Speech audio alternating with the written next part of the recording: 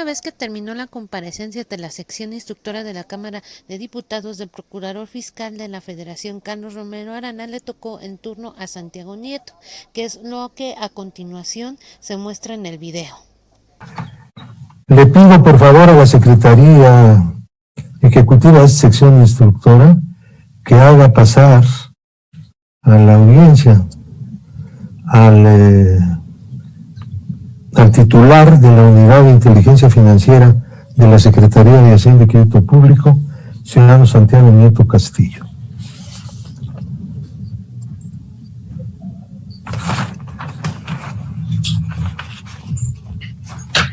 Ya se encuentra presente, diputado. Muchas gracias. Ciudadano Santiago Nieto Castillo.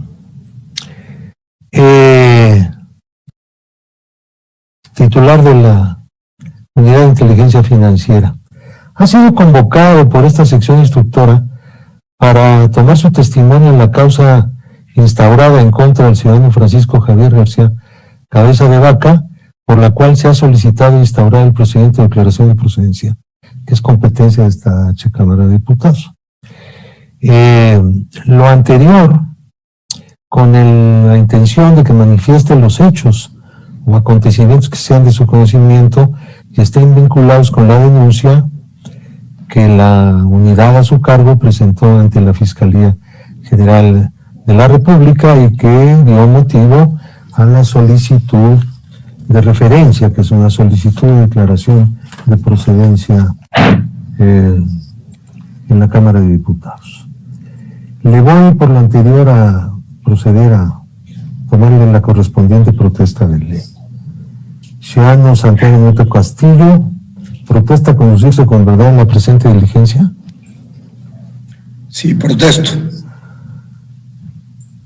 De no hacerlo así, le informo que las penas en que incurran las personas que declaren falsedad de declaración se encuentran previstas en la fracción primera del artículo 247 del Código Penal Federal. Bienvenido, señor Santiago Nieto Castillo. Con independencia de la participación de las integrantes de la sección instructora, de manera personal quisiera hacerle una pregunta. ¿Nos puede informar usted qué fue lo que denunció la Unidad de Inteligencia Financiera al presentar la denuncia ante la Fiscalía General de la República, que dio origen a la solicitud de declaración de procedencia contra el ciudadano Francisco Javier García Cabeza de Vaca? Por sus respuestas, muchas gracias. Adelante, señor Santiago Nieto. Gracias, señor diputado Pablo Gómez. Señoras diputadas Marta Patricia Ramírez, Claudia Pastor, Ana Ruth García Grande. Un saludo, por supuesto, a las y los representantes de la Fiscalía General de la República y a los representantes de la Defensa. Al respecto, me gustaría, si esta sección instructora no tiene inconveniente, hacer un planteamiento una presentación respecto a los elementos que integraron la denuncia que presentamos ante la Fiscalía General de la República. Creo que es relevante hacerlo en razón de que, en virtud de que no tenemos reconocido el carácter de ofendidos dentro del proceso penal, no conozco el contenido material de la carpeta de investigación y solo puedo referirme a los hechos denunciados por parte de la Unidad de Inteligencia Financiera en cumplimiento de nuestras disposiciones legales. Quisiera también hacerlo a partir de una descripción, si me lo permiten, de el mecanismo. Adelante, por favor. Muchas gracias, señor diputado. El mecanismo que utiliza la Unidad de Inteligencia Financiera para efecto de allegarse de información. Y me gustaría entregarlo a partir de qué es una unidad de inteligencia financiera. México desde el año 2000 forma parte de Gafi, del Grupo de Acción Financiera Internacional, y desde el año 2004, en cumplimiento de la recomendación 29 de Gafi, instituyó una unidad de inteligencia financiera para efecto de recibir, analizar y diseminar información ante las autoridades competentes. Esto no solamente se encuentra regulado por la recomendación 29 de Gafi, sino también por varios preceptos. Creo que es importante recordar aquí que el artículo 45, fracción primera de la ley orgánica de este honorable Congreso de la Unión, particularmente la Cámara de Diputados, establece que la sección instructora tiene atribuciones para solicitar información o documentación a las dependencias y entidades del Ejecutivo Federal cuando se trata de asuntos de su ramo. Es necesario también referir que el numeral tercero de ese artículo 45 establece que el titular de la dependencia está obligado a proporcionar la información correspondiente a la sección instructora para efecto de desarrollar los procedimientos respectivos.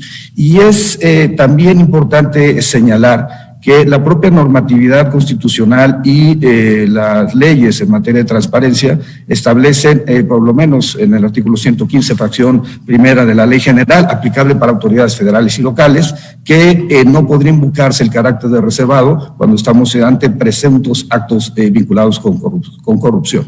Quiero también señalar que el artículo 15 del Reglamento Interior de la Secretaría de Hacienda establece que la Unidad de Inteligencia Financiera tiene facultades para proporcionar a las autoridades competentes nacionales y extranjeras la información y documentación en las materias de su competencia. Luego, esto es importante señalarlo porque se trata del marco normativo con el cual comparezco en mi carácter de testigo, así fui citado por esta sección instructora ante la presente diligencia. Un poco, solo para describir cuál es el procedimiento, la Unidad de Inteligencia Financiera recibe reportes de los sujetos del sistema financiero, avisos de los sujetos obligados por actividades vulnerables. A partir de ahí se hace un análisis de la información, se van detectando casos a partir de un modelo proactivo o de un modelo reactivo. El modelo proactivo implica que a partir de un algoritmo matemático la Unidad de Inteligencia Financiera puede calificar qué conductas pueden estar siendo presuntos actos de lavado de dinero, financiamiento del terrorismo, cualquiera de sus delitos precedentes, y a partir de ahí generar casos que son denunciados ante las autoridades competentes, por ejemplo, la Fiscalía General de la República. No quiero extenderme en esta parte, simple y sencillamente señalar que en el sistema financiero se reciben operaciones relevantes de un umbral mayor a $7,500, inusuales cuando se rompen los perfiles transaccionales de los clientes o usuarios de la banca, como los elementos más relevantes que hay a partir del sistema financiero. Del sistema no financiero, los sujetos obligados por actividades vulnerables, se reciben temas vinculados con traslado y custodia de valores. Pensemos un poco en la estafa maestra, por ejemplo, recepción de donativos, temas vinculados con tarjetas prepagadas, con tarjetas de servicios y crédito, y algo que es muy importante para nosotros en este momento, que son las operaciones con activos virtuales, la adquisición de criptomonedas. La información es canalizada a través de un mecanismo, de un algoritmo matemático, y después de la búsqueda de sujetos reportados en listas externas, incluyendo los más buscados por la Fiscalía General de la República, personas políticamente expuestas, terroristas, autoridades internacionales como FinCEN o como Interpol. Se generan redes de vínculos a partir de un modelo de riesgo, y ese modelo de riesgo lleva a calificar 254 variables que permiten establecer una calificación respecto a los sujetos que están siendo analizados. El perfil del sujeto, la zona geográfica de operación, el tipo de operación financiera, son elementos que son tomados en consideración por el algoritmo para poder establecer un caso que pueda ser llevado ante las autoridades competentes. A partir de ahí se establece una calificación y esto permite jerarquizar sujetos, priorizar análisis, integrar elementos de riesgo, medir riesgos, proponer objetivos y sobre todo actuar con una perspectiva absolutamente imparcial, axiológicamente neutral. Por otro lado, tenemos un modelo reactivo y el caso en particular tiene que ver con el modelo reactivo. Y ese modelo reactivo está generado a partir de solicitudes que nos formulan distintas autoridades en el marco de sus distintos ámbitos competenciales. Puede ser la Fiscalía General de la República, como fue el caso, Este caso inicia a partir de requerimientos de la Fiscalía General de la República a la Unidad de Inteligencia Financiera en el mes de marzo del año 2020, y esto nos ha llevado, después de 3 requerimientos, a presentar la denuncia correspondiente en términos del artículo 400 bis del Código Penal. Quiero solamente, para cerrar esta parte introductoria, señalar que México tiene intercambio de información con autoridades de otras latitudes, y se solicita la autorización de las agencias de otros países miembros del Grupo Egmont para efecto de poder diseminarlo ante las autoridades competentes, como ocurre precisamente ante esta sección instructora. El caso particular que nos ocupa, insisto que tendré que señalar cuáles son los elementos con los que nosotros presentamos la denuncia, en razón de que no conozco la carpeta de investigación y, por tanto, al no conocerla no puedo difundir ningún detalle que contenga los datos de prueba instalados en las carpetas de investigación. Hay que señalar esto, y es relevante hacerlo, en razón de que la información que tiene la Unidad de Inteligencia Financiera es información de inteligencia y no se trata de datos de prueba, que son los que desarrolla el Ministerio Público. También es importante señalar que hemos trabajado de manera coordinada con la Fiscalía General de la República en este y en otros casos, y en particular consideramos que es relevante reconocer que la información que nosotros aportamos ante la Fiscalía tiene que ser, además, verificada por parte del Ministerio Público de la Federación, y vía control judicial tener la información que forme parte de los estados de cuenta para poder judicializar carpetas de investigación. Sin embargo, quería hacer precisamente la explicación, porque los datos de las notas de inteligencia de las cuales estamos nosotros partiendo es información que proporciona el sistema financiero, es decir, los bancos, de manera espontánea, sin necesidad de que haya requerimiento por parte de la unidad. Tienen la obligación de reportar cualquier situación que consideren inusual, en donde se rompen los perfiles transaccionales de los clientes usuarios del sistema financiero. Lo mismo sucede con los avisos de los sujetos obligados por actividades vulnerables, desde vendedores de autos, blindadores, hasta temas vinculados con el comercio exterior, con la venta de criptomonedas, o los temas relacionados con venta de arte o ventas de joyas, tarjetas prepagadas, etcétera. Estos son los datos que tenemos respecto al señor Francisco N. Ustedes podrán ver el concepto, su participación como funcionario público, y después un movimiento importante de recursos no declarados ante el Servicio de Administración Tributaria. Por supuesto, la autoridad competente para determinar si existe una evasión o una defraudación de naturaleza fiscal será el Servicio de Administración Tributaria, y evidentemente la autoridad competente para generar la querella respectiva es la Procuraduría Fiscal de la Federación. Sin embargo, nuestra obligación en términos legales tiene que ver con los procedimientos relacionados con el combate al lavado de dinero, financiamiento del terrorismo y cualquiera de sus delitos precedentes, incluyendo evidentemente los temas relacionados con presuntos actos de corrupción. Parte de la denuncia tiene que ver con la adquisición y venta de un departamento en Bosques de Santa Fe, de propiedad del señor Francisco N., vendido por 42 millones de pesos. La fuente de esta información es la declaración patrimonial 3 de 3. También un rancho en Soto de la Marina, Tamaulipas, valorado en 63.4 millones de pesos, escriturado a favor de una empresa de naturaleza familiar. La fuente es el registro público de la propiedad, y los folios ustedes pueden verlos en este momento, y esta es la información que nosotros hemos denunciado. Es relevante decir que hay otro rancho en Tamaulipas con superficie de 950 hectáreas y 450 metros de construcción, valuados en 38 millones de pesos, adquirido por una empresa que tiene las características de fantasma relacionadas con Bernardo N., socio de Francisco N. La fuente son nuevamente instrumentos notariales, y la fecha de consulta es el 9 de marzo del año 2021. Si después del 9 de marzo de 2021 hay alguna variación, pues esa variación ya no corresponderá al momento en que nosotros hemos presentado la denuncia, y bueno, lo que nosotros estamos haciendo es verificando en tiempo real la información respectiva. La hacienda en Soto de la Marina, Veracruz, de la empresa familiar, está valuada en 53.6 millones de pesos en fuente obtenida a partir de mecanismos de inteligencia. Hay una casa en Reynosa, ubicada en la declaración 3 de 3. También se encuentra una propiedad en McAllen, Texas, relacionada con el señor José R., primo del señor Francisco N., fuente obtenida a partir de la información de LexisNexis. Tenemos además una serie de casas vinculadas en las declaraciones, una casa de 7 terrenos en Reynosa, en copropiedad de Mariana N. Quisiera también mencionar que ha sido proporcionada por distintas agencias información relacionada a una casa en McAllen, relacionada con Francisco N., valorada con 8.5 millones de pesos.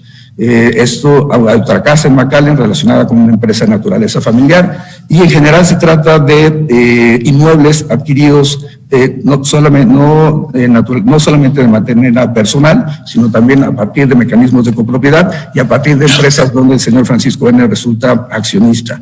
En McAllen, Texas, este inmueble también se encuentra vinculado con Ismael N., hermano de Francisco N., y en McAllen, Texas, hay también una casa valorada en 10.7 millones de pesos relacionada con José e Ismael N., a partir de información que nos ha proporcionado agencias de otros países. Hidalgo, Texas, hay otra empresa relacionada, un terreno relacionado con una empresa de naturaleza familiar. En Hidalgo County aparece también Appraisal District, propiedad de José e Ismael N. En Hidalgo, Texas, relacionado con Manuel N., un inmueble valuado en 5.9 millones de pesos. En El Paso, Texas, una propiedad relacionada con José R., primo de Francisco N. Y también hay inmuebles localizados en Edimburgo, Texas, en Padre Island, Isla del Padre, Texas, relacionado con José G., en Padre Island, propiedad de Baltasar N., uno de los socios y personas vinculadas con el señor Francisco N. También es importante señalar que LexisNexis, en fecha de consulta en el año 2021, nos arroja la propiedad de este centro comercial, y pues en general lo que tenemos es una disparidad entre los inmuebles pertenecientes a las asociaciones, los inmuebles pertenecientes a la familia y el ingreso que como servidor público pudo haber formulado durante los años de servicio público Francisco N. La casa en Misión, Texas, está valuada en 5.9 millones de pesos. Hay una propiedad relacionada con la empresa familiar en McAllen, otra nueva propiedad vinculada en McAllen por una información que nos ha dado agencias extranjeras. Hemos solicitado la autorización correspondiente para poder hacer del conocimiento de las autoridades competentes, como es esta sección instructora, esta información. Y, por supuesto, tenemos además los inmuebles en Hidalgo, Texas, en McAllen, propiedad de Ismael N., valuada en 8.5 millones de pesos, en Hidalgo, Texas, relacionado con la empresa de naturaleza familiar. ¿Qué se denunció? Se denunció una compra de departamentos con recursos de posible procedencia ilícita.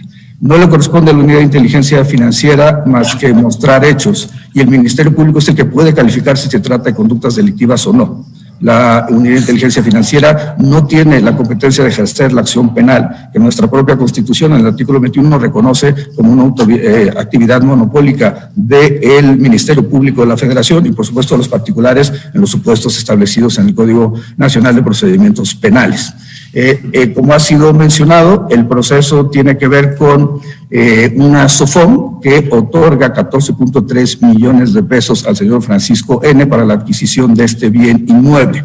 Es importante resaltar que el pago se hace a la SOFOM. Hay un pago el 8 de noviembre de 2016 por 13.5 millones de pesos, casi la totalidad de los recursos. Es decir, prácticamente se liquida el crédito de manera directa. Pero hay algo que a mí me parece importante señalar, y esto es que hay esos 14.3 millones de pesos provienen de dos transferencias, dos SPACs, el 17 de diciembre del año 2013 por 8.3 millones de pesos y otro en la misma fecha por 6 millones de pesos. Esto integra los 14.3 millones de pesos que el día 18, un día después de las transferencias, llegan al señor Francisco N. para la adquisición del bien inmueble.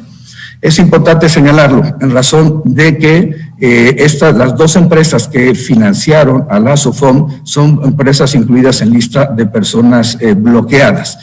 No se trata de una denuncia que haya presentado esta administración de la Unidad de Inteligencia Financiera, son empresas que desde la administración anterior, desde el gobierno anterior, habían sido ya denunciadas e incluidas en listas de personas bloqueadas.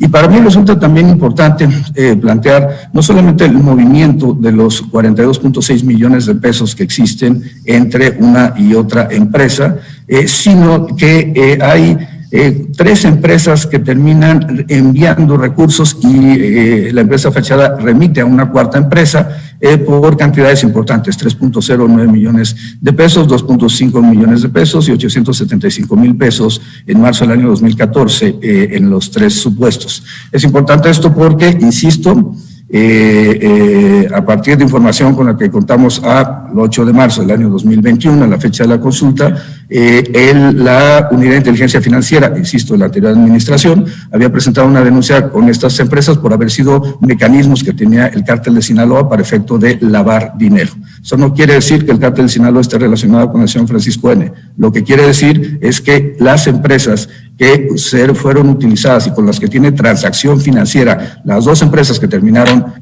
enviando dinero a la SOFOM, son empresas que han sido utilizadas por el crimen organizado. Nos pareció particularmente relevante señalar esto. El presidente de la República ha sido claro en mandar un mensaje de generación de entendimiento con todas las fuerzas políticas.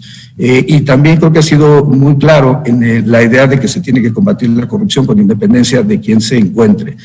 No es el primer caso que la Unidad de Inteligencia Financiera haya denunciado de gobernadores en funciones, tenemos 3 casos adicionales, pero lo relevante para nosotros es que la SOFOM recibió, en este caso en particular, 2 empresas fachada, identificada como parte, como se ha dicho, de 7 entidades mercantiles relacionadas con el cártel de Sinaloa.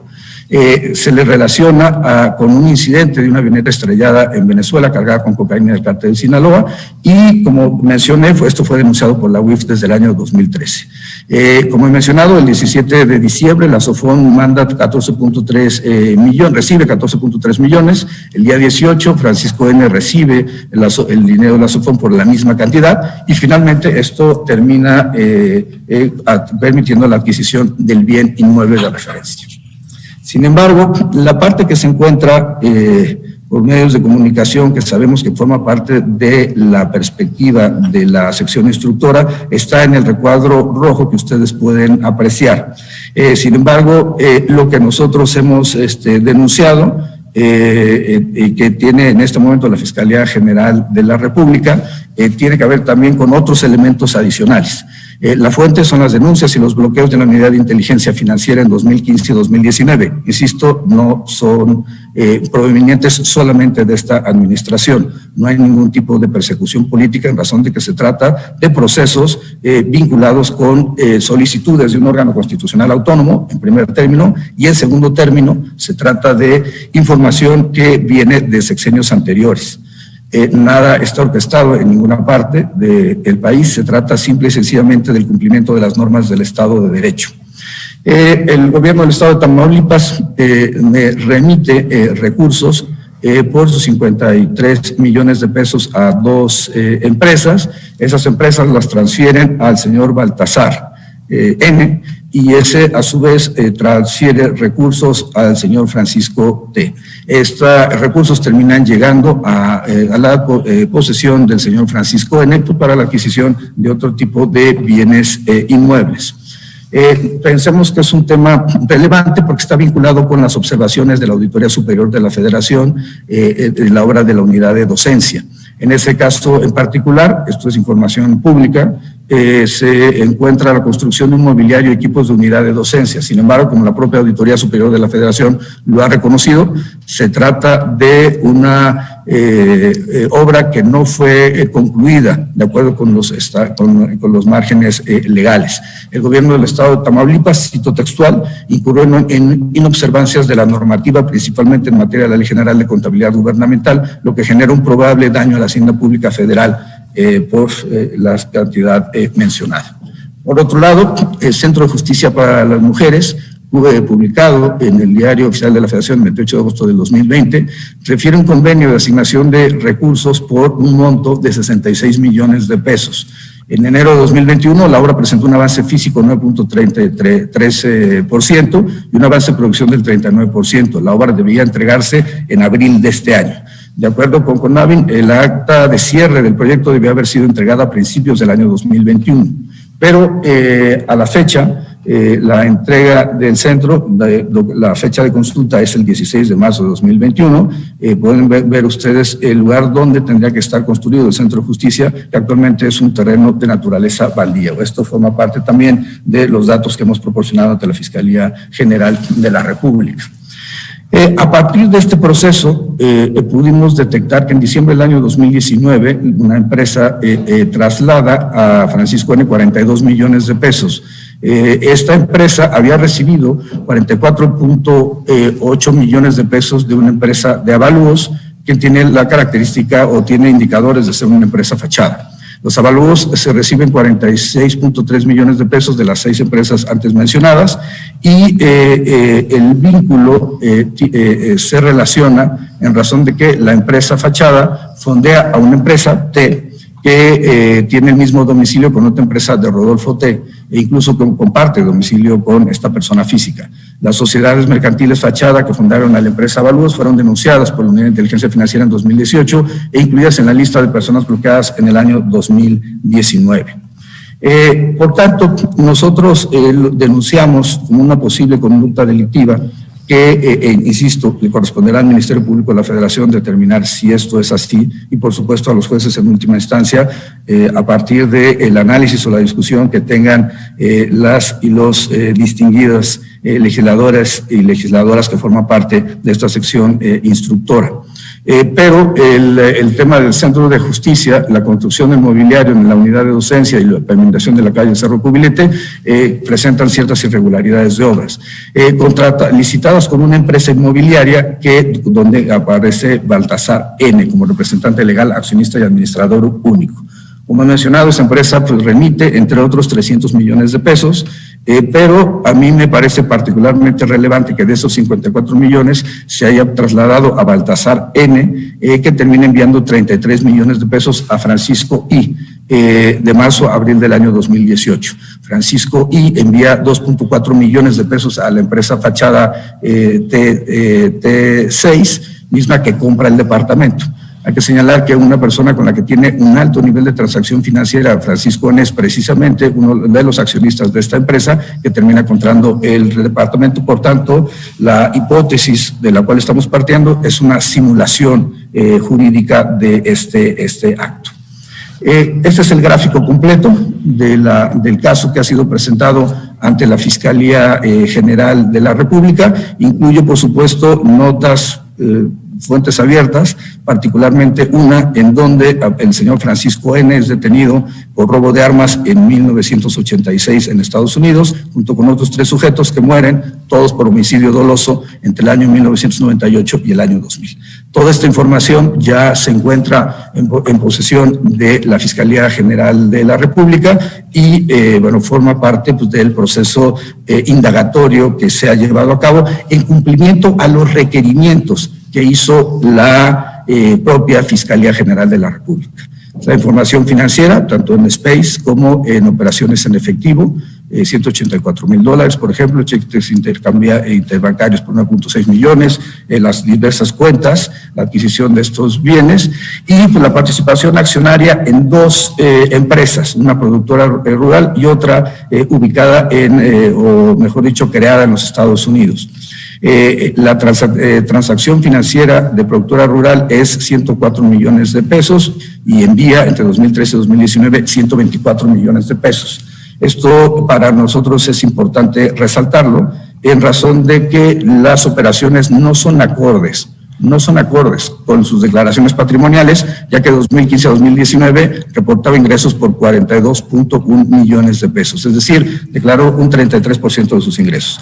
Insisto que la Unidad de Inteligencia Financiera no es la instancia competente para determinar si hay un tema de evasión o defraudación fiscal, le corresponderá al Servicio de Administración Tributaria. Sin embargo, nos parece que podría encuadrarse en esta conducta.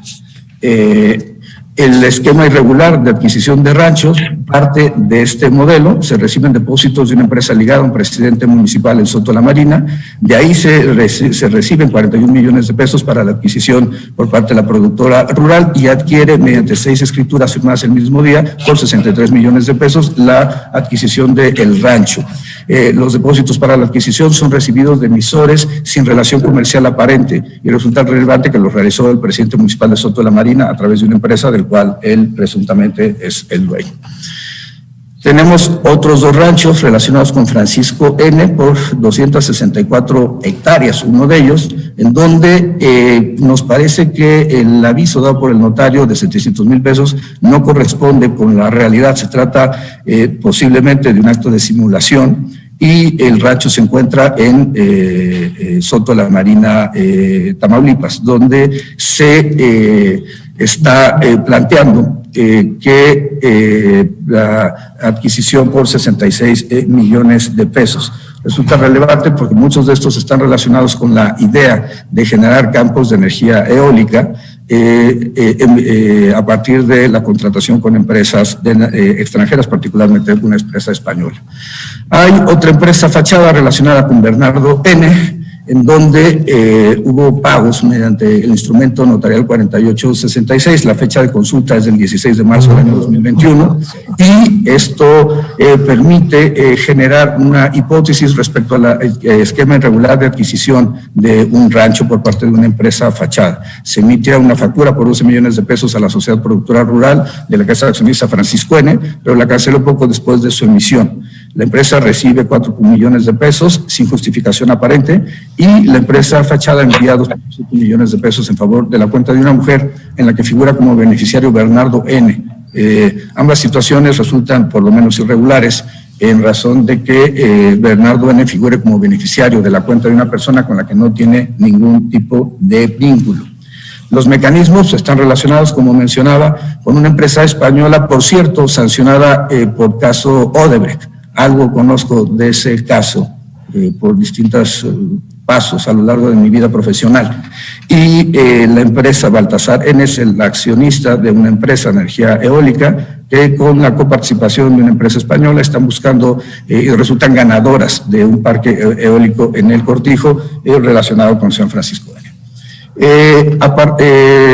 Creo que es importante destacar que la empresa de energía eólica, y por eso creo que es importante la discusión que se existe sobre energía eólica en el país hoy en día, impulsada por algún despacho en particular, tiene que ver con este tema, tiene que ver con un acto en donde no se está buscando energías limpias, lo que se está buscando es cómo generar mejores esquemas de negocio para un grupo político en particular.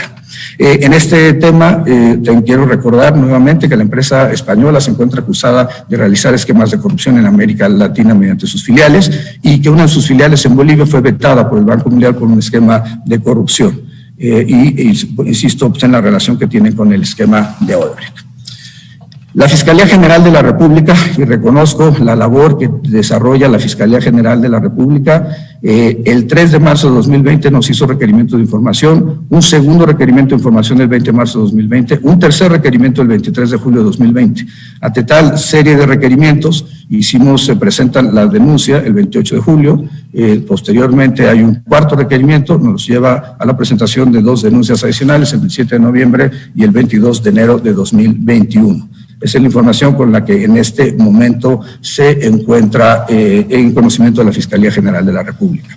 Estos son, por su lado, las empresas relacionadas a inmuebles, relacionados en Hidalgo, Texas, en Reynosa, Tamaulipas, en McAllen, Texas, vinculados con el señor José M., familiar del señor Francisco N., y 11 vehículos de alta gama con un valor estimado de 16.7 millones de pesos, de acuerdo con la información que nos fue proporcionada por una agencia extranjera. Aquí quiero ofrecer una disculpa porque no se trata de las fotos originales, sino solamente las representaciones gráficas de los vehículos. La mecánica tiene que ver con la transacción de recursos, con el envío de recursos a una empresa fachada, con empresas y personas con operatividad irregular por 34 millones de pesos. A partir de ahí una empresa desarrolladora se envía recursos a los Estados Unidos. Por otro lado, se reciben sueldos y salarios de 7 empresas que se encuentran con las características de fachada y que el Servicio de Administración Tributaria de este país ha ya listado como una empresa que factura operaciones simuladas. Es decir, ya hay en un caso concreto una determinación por la palabra para efecto de señalar que es una empresa que factura operaciones simuladas. El egreso total estimado es de 142 millones de pesos, pero la declaración es solamente 47.6 millones de pesos. A partir de ahí hay una información corporativa de José Manuel. ¿Perdón? Vamos a escuchar, licenciado, vamos a terminar de escuchar. Está proporcionando datos el señor de la unidad que no son materia de la solicitud de la Fiscalía y que me parecen que son impertinentes en el sentido de que no llevan a la investigación que se está haciendo por parte de la sección instructora. Está muy clara y muy definida la posición de la Fiscalía en cuanto a qué conductas específicas establece que se solicita la procedencia para la remoción del cargo, pero todo esto es información. Usted comprenderá, licenciado, perdón que le interrumpa, que la sección instructora desechará todo lo que no tiene que ver con el asunto que está tratando y no lo tomará en cuenta, como es lógico, ¿no? Vamos a esperar a que el doctor Santiago Nieto termine su exposición, ya después se verá cómo se evalúa eso y qué se hace con la información. Pero le garantizo que no tomará en cuenta asuntos no vinculados con la actividad de la sección, como es natural. Adelante, por favor, licenciado Nieto, perdone la muchas gracias. Muchas gracias, diputado. Es necesario escuchar algo que no es materia de hay 23 contratos de esta empresa, Construcciones y Mantenimiento R, relacionados con el gobierno del estado de Tamaulipas, por los montos ahí descritos. Y tenemos la información también que forma parte de la denuncia que se presentó ante la Fiscalía General de la República. Como he mencionado, no conozco la carpeta de investigación, no puedo difundir elementos que se encuentren dentro de la misma. Lo que puedo hacer es, en virtud del requerimiento que tengo de esta sección instructora como órgano competente establecido a nivel legal para efecto de desarrollar este tipo de procedimientos, dar la información que se me ha requerido. Únicamente bajo esa tónica encontramos empresas que facturan operaciones simuladas, tenemos contratos por 1.789 millones de pesos, tenemos también transferencias interbancarias de 9 empresas que son proveedoras del gobierno del estado de Tamaulipas, con 488 contratos con el gobierno, entre otros. Creo que es importante resaltar esto, en razón de que lo que estamos discutiendo tiene que ver con el ejercicio finalmente de la construcción del Estado de Derecho, de procedimientos en los cuales un órgano de naturaleza política como es la sección instructora tiene que pronunciarse y que por supuesto corresponderá al Ministerio Público de la Federación formular en su momento cualquier otra imputación adicional. Pero lo que me gustaría dejar aquí como señalado es precisamente la naturaleza de este tipo de conductas, la necesidad del derecho de acceso a la información pública como un derecho de naturaleza fundamental que tienen las ciudadanas y los ciudadanos de nuestro país. Hay 3 inmuebles del señor Ismael N. en Hidalgo, Texas, en McAllen, Texas, en Hidalgo, 8 camionetas con un valor estimado de 7 millones de pesos.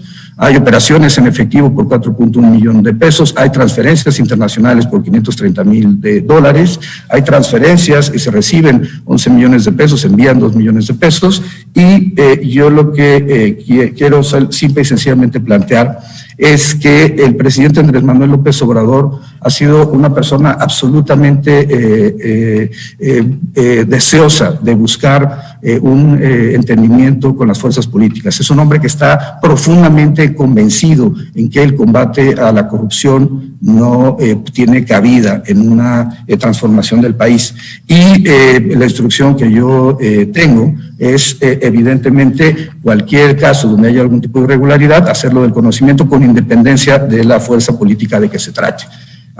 Yo tengo que reconocer en gran medida la participación y el apoyo que se ha tenido por parte de la Fiscalía General de la República, por parte del Servicio de Administración Tributaria para esta investigación y si gusta las personas, las señoras legisladoras, el señor legislador y la sección instructora, yo podría dar por finalizada aquí la presentación de la información y documentación que al amparo del artículo 15 del reglamento interior de la Secretaría de Hacienda, al amparo del artículo 6º, apartado A, base primera constitucional, 115, fracción segunda de la Ley General de Transparencia y por supuesto el 45, numeral 1 y 3 de la Ley Orgánica del Congreso de la Unión, me he permitido formular. Me encuentro a su consideración y dejo a partir de este momento de compartir la pantalla. Gracias, señor Santiago Nieto. Pregunto a los miembros de la sección instructora si tienen deseos de realizar preguntas en términos del formato autorizado en el acuerdo del 17 de marzo por esta sección instructora. Si la integrante que quiera hacer uso de la palabra, por favor. Marta Patricia Ramírez Lucero. No tengo preguntas, presidente. Muchas gracias. No tengo preguntas. Gracias. Gracias, Marta Patricia Ramírez Lucero. Tampoco he deseo a su servidora formular interrogantes. Me sujeto a la explicación robusta que acabamos de presenciar y a los elementos documentales que obran en el expediente de origen. Gracias. Gracias, Ana Ruth García Grande. Entiendo entonces que tampoco la diputada Pastor, que ya me la quitaron. No te veía, perdona. Aquí soy presidente, no tengo preguntas. No tiene preguntas.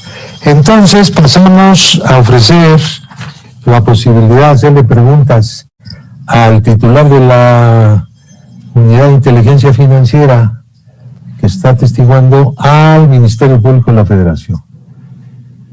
Le pregunto a la Fiscalía si quiere intervenir. Gracias, señor diputado. No tenemos ningún cuestionamiento para el doctor Santiago Nieto, ha sido muy explícito en su intervención. Muchas gracias, licenciado. Ofrezco la palabra al inculpado o a sus abogados en este momento.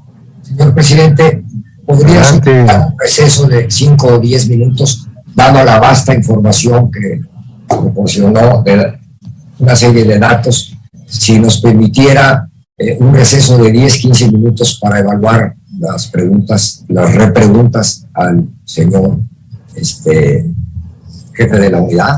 Sí, cómo no, con mucho gusto. Cuentan ustedes con 15 minutos a partir de este momento para poder retomar su turno en el interrogatorio. Le agradezco mucho, señor presidente.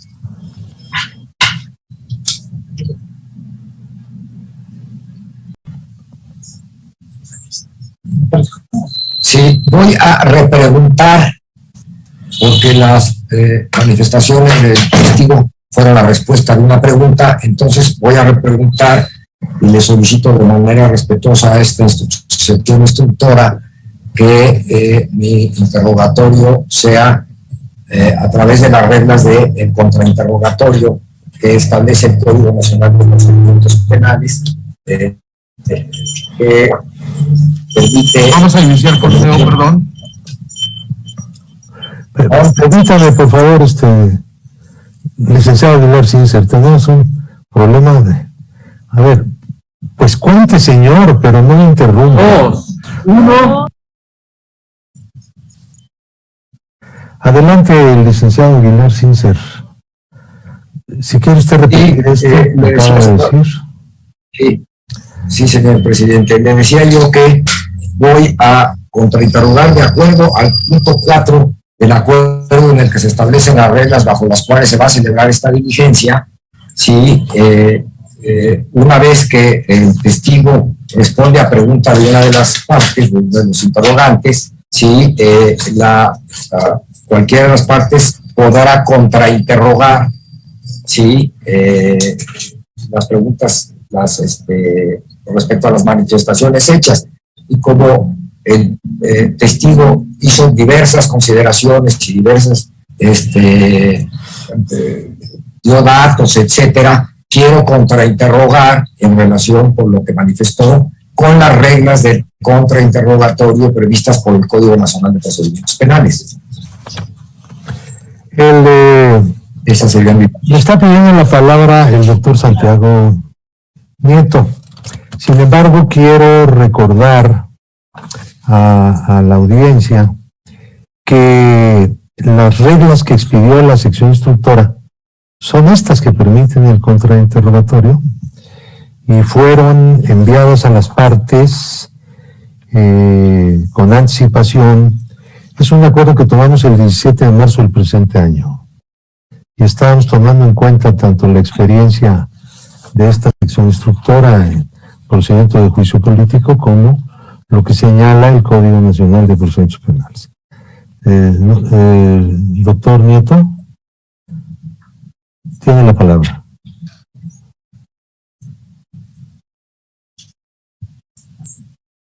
Por supuesto que yo me sujeto a las decisiones que tome esta sección instructora. Sin embargo, mi consideración es que la sección instructora es la autoridad competente para resolver y para el desahogo de esta diligencia. Y la parte como tal sería la parte que acusa, el Ministerio Público de la Federación, y la defensa que encabeza el señor Aguilar Sincer. Por tanto, creo que se tendría que desarrollar a partir de mecanismos en razón de que la pregunta vino de la autoridad resolutora y no de una de las partes en litigio. Por tanto, no podría haber un contrainterrogatorio. El contrainterrogatorio al que está mencionando el licenciado Aguilar Cínceres, él hará una pregunta y utilizará el método de la contrapregunta. Una vez que usted responda lo que él va a presentar. La pregunta que yo le hice a usted, no voy a usar ningún mecanismo de contrainterrogatorio. No hubo más preguntas, solo ha habido una, y que es de parte de un integrante de la sección. Ahora le toca el turno a la defensa, porque la Fiscalía dejó pasar el momento. Sí, diputada Pastor. Gracias, presidente. No sé si la Secretaría Técnica puede leer las reglas que se aprobaron para el desahogo de esto y el 372 del Código Nacional de Procedimientos Penales, que es, hasta donde recuerdo, el que se citó también para el desahogo de esta comparecencia, nada más para que todos estemos claros en eso. Gracias. Sí, no, con mucho gusto. Me permite, por favor, licenciado Aguilar Cíncer, voy a obsequiar la solicitud de la diputada Pastor en relación con la lectura de ambos documentos. Procede a la Secretaría Ejecutiva a realizar la lectura. Las lecturas, perdón. Primero, el formato para recabar el testimonio de las personas que tomarán parte en el desahogo de la probanza será el siguiente. Número 1. El presidente de la sección instructora verificará la asistencia de las personas que tomarán parte en el desahogo de la probanza, así como de las demás partes que deban de concurrir al procedimiento. Una vez corroborado, dará inicio al desahogo de la probanza. Número 2. El presidente de la sección instructora los llamará en el orden establecido en el acuerdo de referencia, identificándolos y tomándoles protesta de conducirse con verdad. Asimismo, deberá advertirles de las penas que se imponen si se incurre en falsedad de declaraciones. Número 3. Durante la audiencia, las personas citadas para rendir su testimonio deberán ser interrogadas personalmente. Número 4.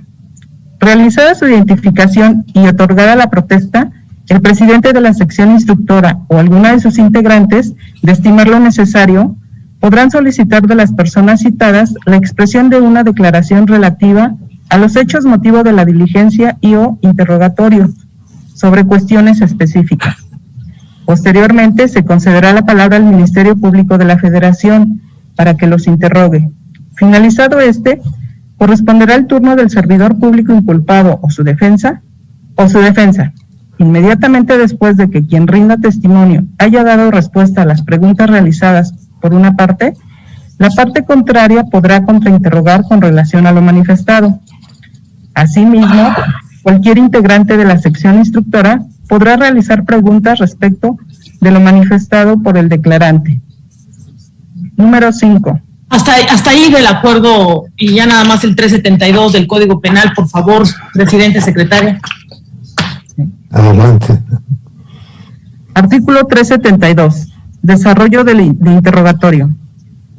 Otorgada la protesta y realizada su identificación, el juzgador que presida la audiencia de juicio concederá la palabra a la parte que propuso el testigo, perito o al acusado para que lo interrogue, y con posterioridad a los demás sujetos que intervienen en el proceso, respetándose siempre el orden asignado. La parte contraria podrá inmediatamente después contrainterrogar al testigo, perito o al acusado. Los testigos, peritos o el acusado responderán directamente a las preguntas que les formule el Ministerio Público, el defensor o el asesor jurídico de la víctima en su caso.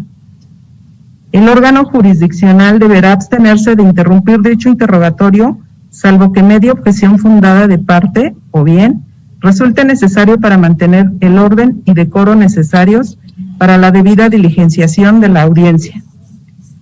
Sin perjuicio de lo anterior, el órgano jurisdiccional podrá formular preguntas para aclarar lo manifestado por quien deponga, en los términos previstos en este código.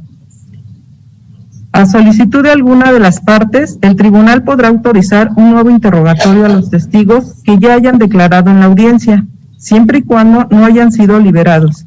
Al perito se le podrán formular preguntas con el fin de proponerles hipótesis sobre la materia del dictamen pericial, a las que el perito deberá responder atendiéndose a la ciencia, la profesión y los hechos hipotéticos propuestos.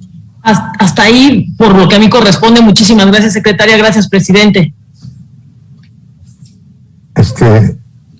¿No creen que sea necesario seguir leyendo el texto?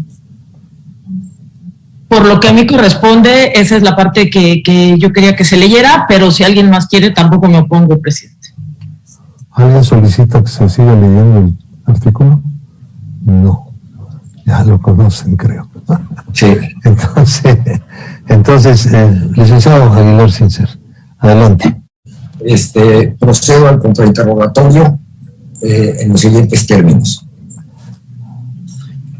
El testigo refiere diversas disposiciones legales por las que estima que se encontraba facultado para proporcionar la información que ha dado en esta diligencia.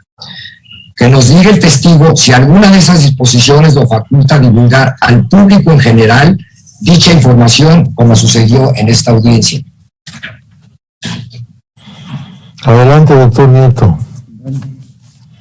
Me extraña. Adelante. ¿Sí? ¿Sí se escucha? Sí, se escucha muy bien. Bueno. Me extraña la pregunta, pero contestaré. Primero, creo que es importante señalar lo siguiente. El más alto tribunal de República ha planteado en distintas jurisprudencias y en distintas sentencias, como el amparo directo 8/2012 sobre el tema de la libertad de expresión, que los temas vinculados con actos de corrupción, en ese caso particular un contrato de Pemex, que favorecieron el otorgamiento mediante adjudicación directa y licitación de múltiples y cuantiosos contratos de determinadas personas, puede ser difundido y está amparado constitucionalmente porque trataba de temas de interés público sobre actividades desarrolladas por personas privadas con una proyección pública y mediante la divulgación de contenidos reforzados por una adecuada labor de investigación periodística. También debo decir que el más alto tribunal de esta república ha planteado que, a lo mismo que la Corte Interamericana de Derechos Humanos, al resolver el caso de la última tentación de Cristo, planteó que la libertad de expresión y el derecho a la información son derechos fundamentales que son preponderantes sobre otro tipo de derechos, cuando nos encontramos en presencia de personajes de naturaleza pública, como puede ser la persona que ha sido denunciada o como puede ser cualquiera de los aquí presentes. Creo que es importante también señalar que el artículo 15 del reglamento interior de la Secretaría de Hacienda establece que el titular de la Unidad de Inteligencia Financiera tiene facultades para proporcionar a las autoridades competentes nacionales y extranjeras la información y documentación en las materias de su competencia. A partir de ahí, y tomando en consideración también, lo cual me parece sumamente relevante, pues las disposiciones que están relacionadas con la Ley de Responsabilidad de Servidores Públicos. La comisión, la sección instructora puede practicar todas las diligencias necesarias para la comprobación de la conducta o hecho materia del procedimiento, la probable responsabilidad del servidor público, así como la subsistencia del fuero constitucional cuya remoción se solicita. Dicho procedimiento está conformado por varias etapas que incluyen, entre otros supuestos, la obligación de aportar pruebas que funden la acción iniciada, un periodo de audiencias para recibir las pruebas, incluyendo los testimonios, así como la elaboración de un dictamen que pondrá al conocimiento del Pleno en que se discuta y en su caso se apruebe. Hay que señalar que de forma relevante en términos de la propia normatividad que la información y las sesiones serán y la resolución serán de naturaleza pública. Finalmente creo que es importante destacar, como he mencionado, el contenido de la Ley General de Transparencia, su artículo 115, fracción segunda, que señala que no procede la reserva de la información ante presuntos actos de corrupción. Licenciado Leonard Sincer, tiene la palabra.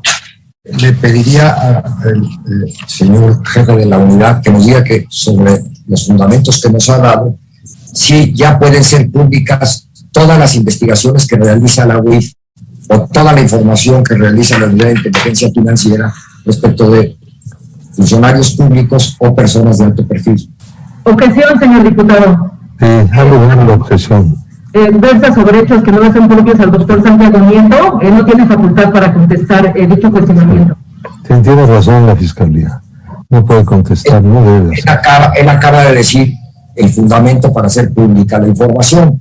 Y el argumento fundamental es que cuando se trata de servidores públicos o gentes de alto perfil, la libertad de expresión le permite o le da la facultad de hacerlo.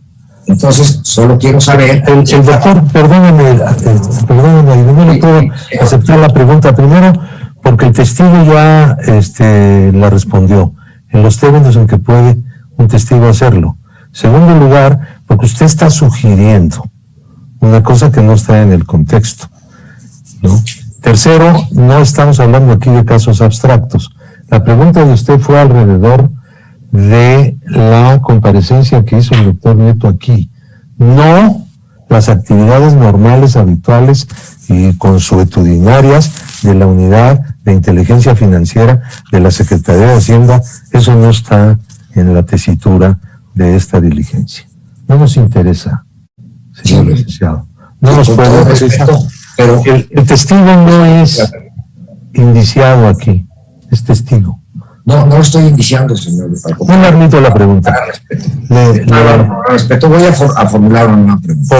Por favor, se lo explico. A ver, no quiero dejar claro que no quiero, ni estoy indiciando al testigo, ni es mi intención. Mi intención es simplemente conducir un interrogatorio en el ejercicio del derecho a la defensa. Si la sección instructora estima que la pregunta no es conducente, sí, y así lo determina, yo respeto la decisión de la sección instructora y seguiré con un interrogatorio. No se trata de debatir más allá del tema, señor presidente. Adelante, licenciado Aguilar Sincer. El testigo afirma la existencia de relaciones personales, patrimoniales y de negocio entre el servidor público y terceros, supuestamente vinculados a las organizaciones criminales. ¿Se nos puede decir el testigo cuáles son las pruebas específicas y cómo las obtuvo que sostienen estas afirmaciones? Objeción, señor. Adelante, doctor Nieto. Tiene la palabra. Adelante. La Fiscalía iba a hacer un comentario. ¿La Fiscalía no la vi? Sí. Perdone, creí que era usted. Algo confundí aquí. Pido disculpas porque aquí no se ve todo lo que debería verse. Adelante, la Fiscalía. Sí, gracias. Creo que el doctor Santiago Nieto fue claro en su exposición en cuanto a sus facultades y cuando también dijo cuál era la función de la Unidad de Inteligencia Financiera. Entonces creo que está de más que se pregunte algo que se respondió desde la primera participación. Yo creo que sí procede la pregunta, porque se está refiriendo a una conclusión que está en el contexto de lo que expuso el doctor Nieto originalmente. Mucho me temo que va a repetir la mayor parte de lo que ya expuso, pero es el riesgo de una audiencia de esta naturaleza. Adelante, doctor Nieto. Tiene usted la palabra. Primero, quiero dejar claro que como titular de la Unidad de Inteligencia Financiera no soy fiscal, no soy Ministerio Público y yo no califico conductas de naturaleza delictiva. Eso le corresponde al Ministerio Público de la Federación, le corresponde en el ámbito de un procedimiento de naturaleza jurídico-política como es la declaración de procedencia de la sección instructora, y le corresponde, por supuesto, a los tribunales resolverlo en última instancia. No, la Unidad de Inteligencia Financiera en ningún momento califica algún hecho, sino simple y sencillamente estamos mostrando los elementos que se tuvieron al alcance para efecto de presentar la denuncia correspondiente, atendiendo además a requerimientos de la propia Fiscalía General de la República como órgano constitucional autónomo al que yo respeto y del cual formé parte orgullosamente en el pasado. Segundo punto. La información se integra a partir de los reportes de operaciones relevantes, los reportes de operaciones inusuales, los reportes de operaciones internas preocupantes, los avisos de los sujetos obligados por actividades vulnerables, de la información que proviene de fuentes vinculadas con los convenios de colaboración que se han desarrollado con distintas entidades federativas y con distintos órganos constitucionales autónomos. A partir de esa información mencioné que es un algoritmo el que termina de manera proactiva generando los casos a partir de un modelo axiológicamente neutral. Y también mencioné que de manera reactiva se puede hacer, como es el caso, cuando hay un requerimiento de una autoridad competente. Esa autoridad competente es el Ministerio Público de la Federación. Y también fui claro al mencionar que había empresas que estaban denunciadas y vinculadas con un grupo delictivo. Sin embargo, también fui claro al señalar que eso no significaba una vinculación directa, sino que había empresas que habían fondeado un procedimiento para la adquisición de un inmueble que a su vez tenían transacciones financieras con grupos que habían servido como mecanismos para lavar dinero, inclusive algunos ya denunciados, ya incorporados a la lista de personas bloqueadas, y insisto en esto, no solamente durante esta administración, sino durante la administración anterior. Gracias, doctor Nieto. Adelante. Licenciado. Que nos diga cuál es la fuente. Sí, señor presidente.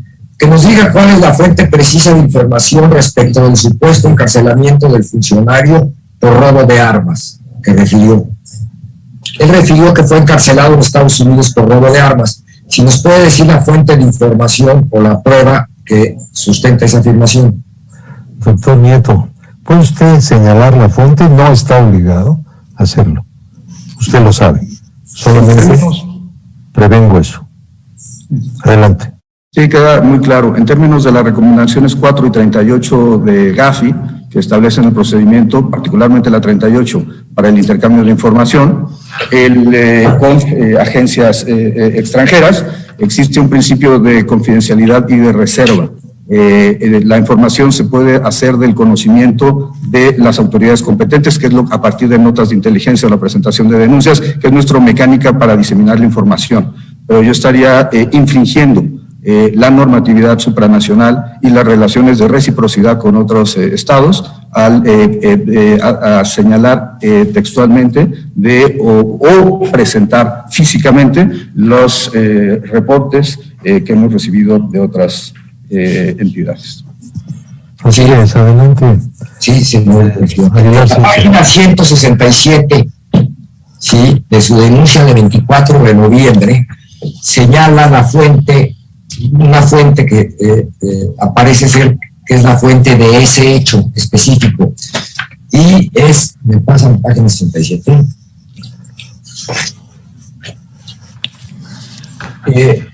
Parece ser que es una página de internet porque es una liga www.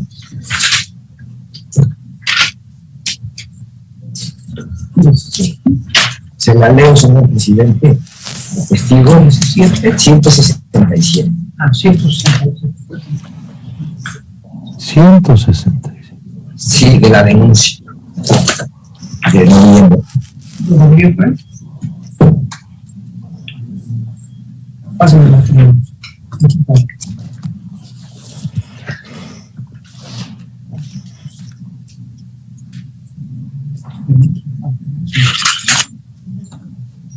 No, a ver, no, creo que no es la 167 aquí, ¿verdad?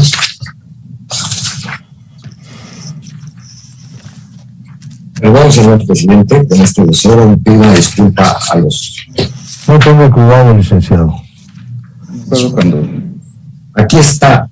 Al parecer es una liga de internet http://segundo-a-segundo.com. Francisco Cabeza de Vaca, un narco senador al servicio del cartel del Golfo. Al hacer esta afirmación en la denuncia hay un pie de página y es este. Y nos podría ilustrar respecto de cuál es esta fuente. Porque sí cita la fuente. Doctor Nieto tiene la palabra.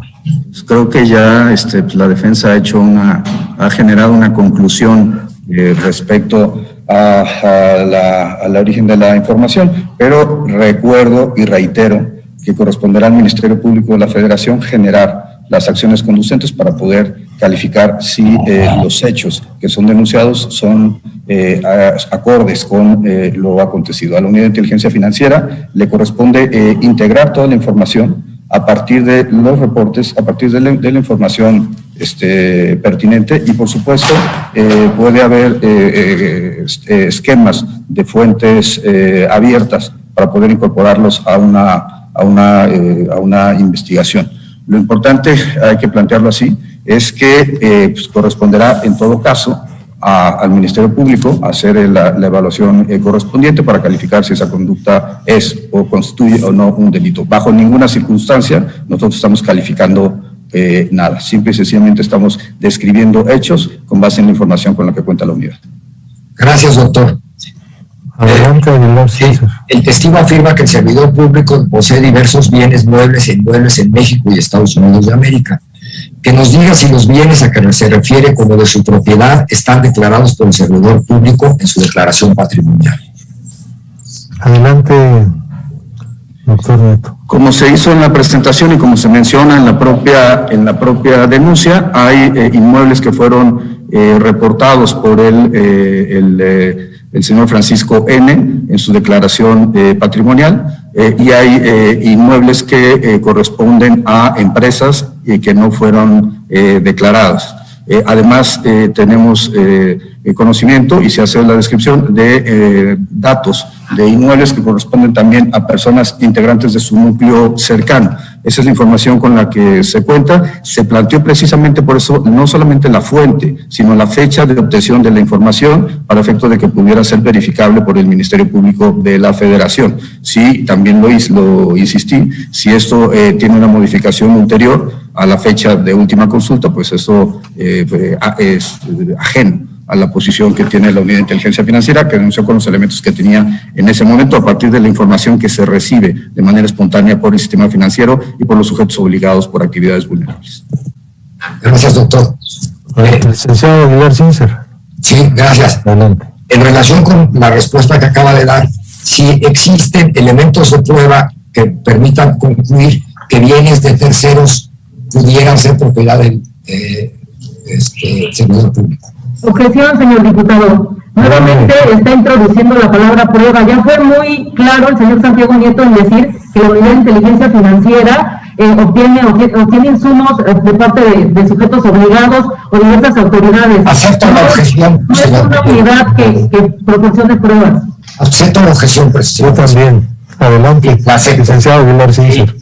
Si cuenta con información que le permita hacer la afirmación de que hay bienes inmuebles de terceros y de su familia que pueda ser de él. Objeción, de nuevo, está reproduciendo lo que ya explicó el doctor Santiago Nieto. La información ya la proporcionó. Es verdad que ya proporcionó la información. Yo pido una disculpa al doctor Nieto, porque este interrogatorio lo está conduciendo, se está conduciendo de tal manera que él tiene que estar repitiendo lo que ya oímos todos, que nosotros estamos aquí para oír todo lo que sea, no hay ningún problema, pero usted pues no está aquí para estar repitiendo lo que ya dijo. Pero entonces le quiero prevenir al representante común de la defensa, el señor licenciado Aguilar Sincer, que en la medida de lo posible nos ahorren tener que escuchar lo que ya dijo el doctor Nieto. Tiene la palabra el doctor Santiago Nieto. Vuelvo a reiterar, la Unidad de Inteligencia Financiera no es Ministerio Público, yo no soy fiscal. La UIF no aporta pruebas. Los elementos de prueba son lo que incorpora el Ministerio Público de la Federación en las carpetas de investigación. Y como he mencionado, no conozco la carpeta de investigación en razón de que no se nos ha reconocido el carácter de ofendido. Al no tener acceso a la carpeta de investigación, no puedo hablar bajo ninguna circunstancia y utilizar la palabra prueba. La Unidad de Inteligencia Financiera aporta información objetiva sustentada en reportes y avisos del Sistema Financiero Nacional y de los sujetos obligados. Con esa información, además de la información que se obtiene de otras fuentes, de los compromisos internacionales, de las propias autoridades, se presentan las denuncias para efecto de que la Fiscalía General de la República haga la valoración conducente. Doctor Aguilar Sincer. Soy licenciado, no he tenido. Pero le pido una disculpa. No, un ascenso involuntario. Sí, me halaga. Adelante. Si cuando presentó las denuncias, tenía conocimiento de que el servidor público había vendido un departamento en Bosques de Santa Fe, como lo señaló en su declaración. Doctor, regreso al tema de que la exposición de los hechos ya se encuentra contenida en la denuncia. La pregunta no es si se encuentra contenida en la denuncia, señor presidente, sino si él tuvo conocimiento o no de la existencia de ese departamento, porque la denuncia no se refiere. El proceso... Señor diputado, ya estamos a lo mismo, está... El doctor Santiago Nieto hizo del conocimiento de hechos que obtuvo, como ya lo ha mencionado, de los sujetos obligados y de la investigación que acorde a sus atribuciones, la investigación que hace WIF. Por ende, si él tiene conocimiento de carácter personal, yo creo que ese cuestionamiento no va relacionado con el hecho con lo que aquí se está tratando. Señor presidente, la pregunta puede haber sido mal interpretada y pido una disculpa. No se trata de molestar al testigo ni de hacerlo caer en... simplemente el objeto de la pregunta, lo voy a decir, es que en la denuncia no aparece la venta del departamento. Y como usted sabe, la materia de la acusación ante la sección instructora, de la solicitud ante la Cámara de Diputados, que ahora conocen la sección instructora, se refiere a un dinero recibido en relación la cantidad que se refiere del departamento, ¿sí? Él no la refiere, si no la conocía y no la refiere, para nosotros es un elemento importante. En nuestro favor no se trata de hacer acoso del testigo. Pido una disculpa si así se interpretó o si formulé mal la pregunta, ¿sí?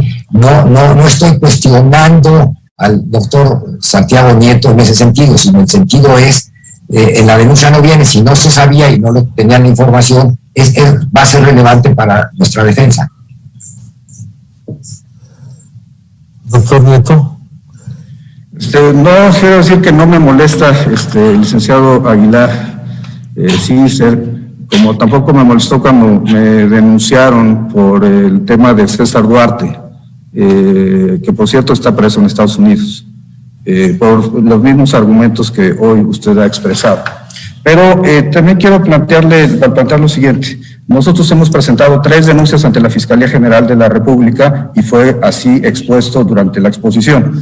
Quien determina qué información se integra se entrega a la sección instructora no es la Unidad de Inteligencia Financiera. Nosotros no tenemos competencia para poder ordenar a un órgano constitucional autónomo que el propio Poder Revisor de la Constitución le otorgó desde el año 2014 ese carácter, para efecto decir que integren o no integren información. Tenemos las denuncias presentadas, la información la tiene la Fiscalía General de la República y en todo caso nosotros lo que hacemos es aportar la información que se encuentra a nuestro alcance para que en el ejercicio de la facultad constitucional del Ministerio Público se pueda realizar la investigación correspondiente. Le agradezco.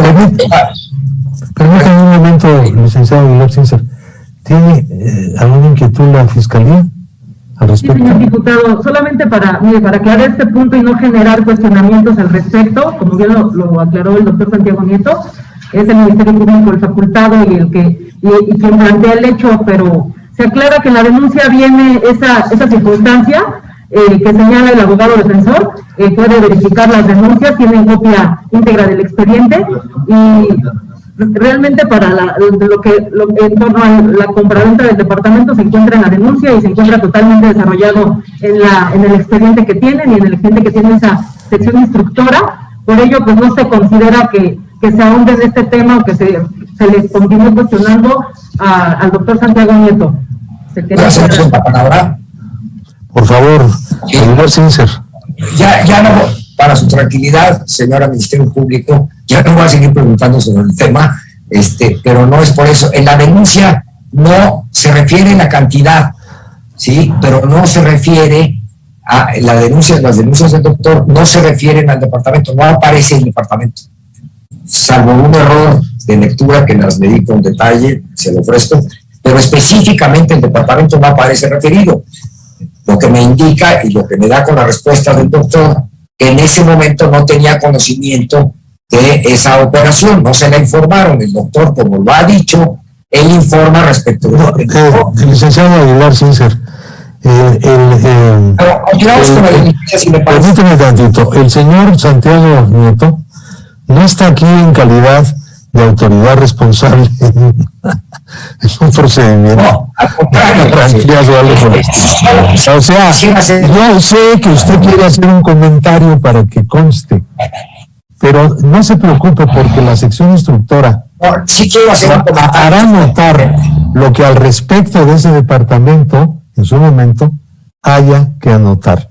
Pero me parece que al doctor Santiago Nieto no le corresponde en este momento, ¿no? No, por eso ya no voy a andar sobre el tema, señor Correcto. Presidente. Ya lo ofrecí, no voy a andar sobre el tema. Sí quiero aclararle al señor doctor Santiago Nieto, hizo una referencia personal respecto de una denuncia que dice que yo le presenté. Yo no he denunciado nunca al doctor Santiago Nieto, y si lo hubiera hecho, pues lo diría, porque estoy en el cumplimiento de mi deber, pero doctor, yo nunca le he presentado a usted una denuncia, ni en el asunto de César Duarte, ni de nadie. Si hay una denuncia, yo no participé, no tengo conocimiento de la misma. Solo quiero concluir mi intervención, señor presidente. Por favor, señor. Y pidiéndole de manera formal a la sección instructora que en el momento de valorar el testimonio del doctor Santiago Nieto se acote las manifestaciones que hizo al tema específico que es la materia de la solicitud por parte de la Fiscalía General de la República de la procedencia de la hipótesis del artículo 111 de la Constitución.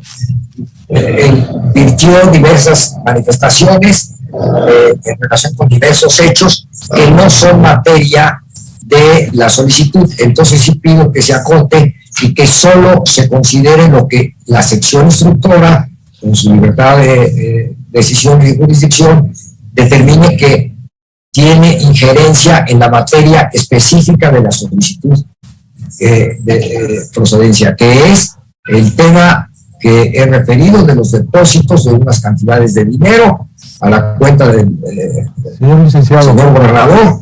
Esos depósitos, ya concluí, tuvieron como finalidad la adquisición de un departamento por un tercero.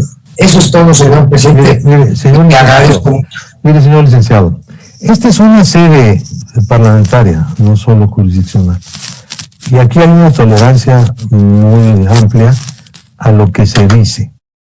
Sin embargo, le quiero advertir lo siguiente. El medio por el cual usted, que es parte, del procedimiento, puede dirigirse a la sección instructora en prevenciones o en alegatos o en pruebas nuevas o en desmentidos, está completamente abierta. No es este el momento, porque usted no está compareciendo. Usted aquí es defensor.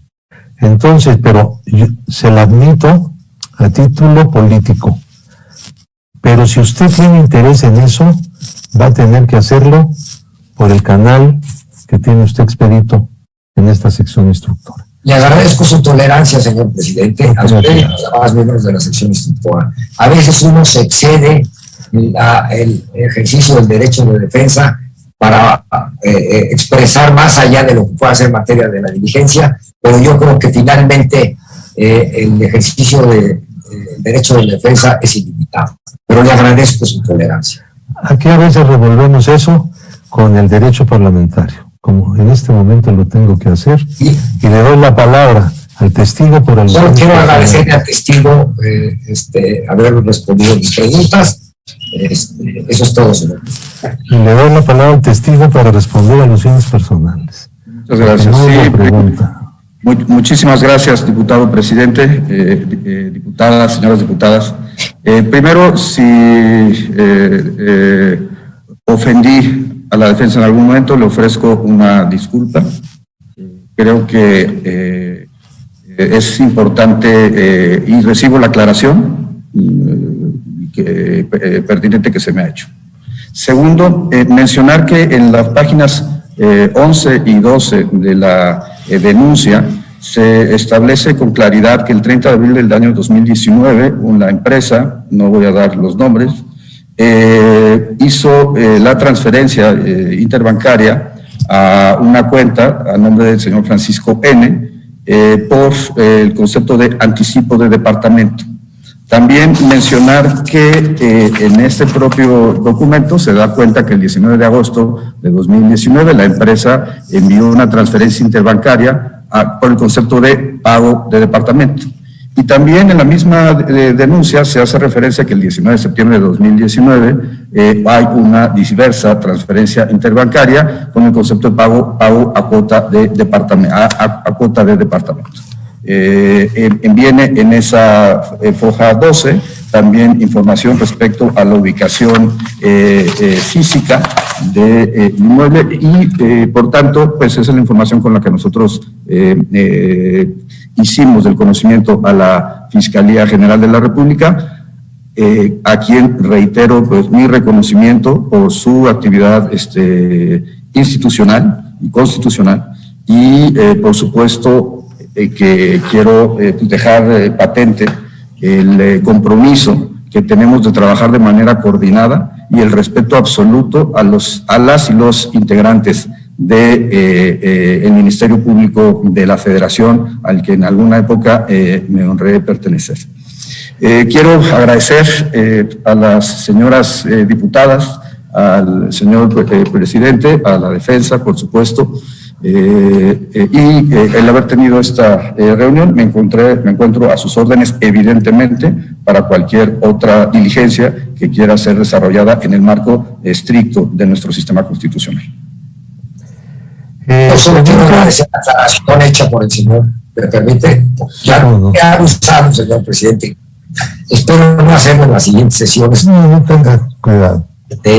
Agradezco mucho su apertura. Agradezco la aclaración del señor doctor Santiago Nieto en cuanto que si hay referencia de depósitos, pero a lo que yo me refería es de la existencia de contratos de compraventa en escritura pública. Eso era todo. Ese solo parece referido en la denuncia. Gracias, licenciado Aguilar Sincer. Pregunta a las integrantes de la sección instructora si desean hacer una pregunta al testigo. Quien quiera hacer la pregunta, levante la mano. Gracias. Pastor, tampoco. Ramírez Lucero, tampoco. Una pregunta, presidente. Entonces, siendo así y no habiendo más nada pendiente de esta audiencia y de esta diligencia, entonces la damos por terminada a las 13:31 del día 19 de marzo del año de 2021, y agradezco tanto al señor gobernador García Cabeza de Vaca, como al representante común de su defensa, el licenciado Aguilar Sincer, así como a los fiscales aquí presentes, representantes del señor procurador Gers Manero, y al testigo que es el titular de la Unidad de Inteligencia Financiera de la Secretaría de Hacienda y Crédito Público, y lo hago en nombre de las 4 integrantes que somos de la sección instructora. Muchas gracias. Muchas gracias. Gracias a todas y a todos. Muchas gracias. Buenas tardes.